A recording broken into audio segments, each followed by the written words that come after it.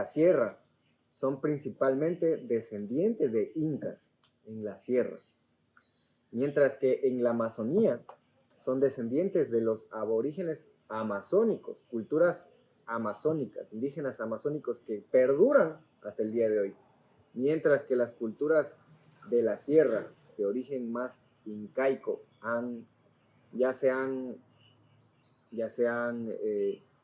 transformado, se han ido mezclando con la cultura moderna, con la cultura española, sufrieron muchísimos más cambios, pero existe todavía muy marcada la cultura, mientras que en la costa también hubieron indígenas en la parte de la costa, ya han tenido un proceso incluso mucho mayor, más acentuado de mezcla con la modernidad.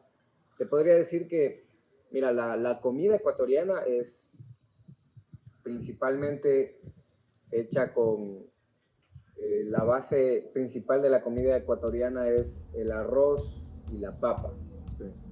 Prácticamente todos los platos llevan o arroz o papa.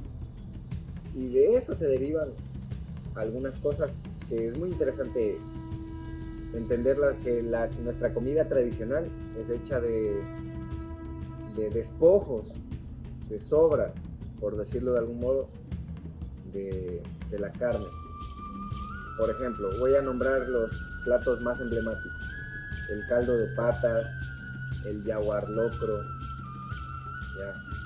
Son productos de lo que no era acostumbrado a consumir el español, de lo que sobraba para los esclavos, de lo que sobraba para los indígenas.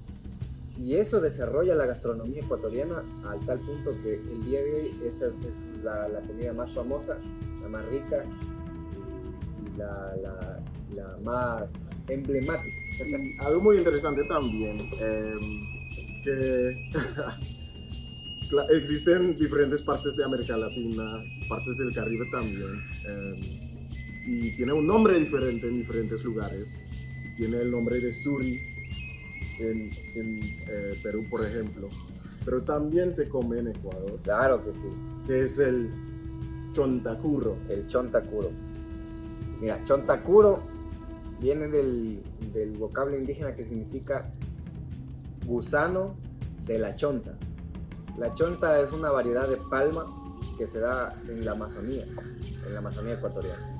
Ahora es como tal el proceso para cultivar, porque son gusanos que ya por hoy es parte de la gastronomía ecuatoriana, principalmente de la Amazonía, es típico de la Amazonía, no se ha trasladado a otras regiones del Ecuador, es particular de la gastronomía de la Amazonía.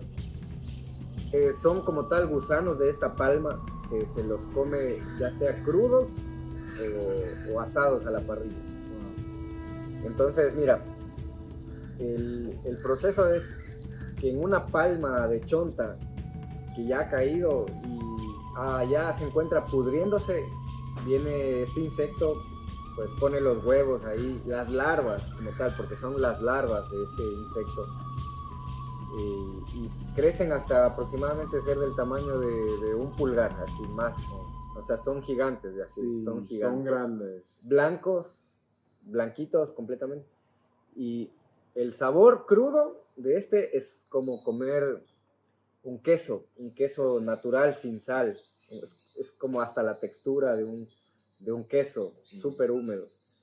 Mientras que comerlo cocido es muy rico, de hecho, es muy rico. Pero también tiene un poco de sabor de coco, ¿no? Completamente, el sabor es completamente a coco. Es Por como comer de la palma. Es como comer el coco más tierno, cuando se encuentra más verde y está como una especie de baba, todavía el coco es muy suave.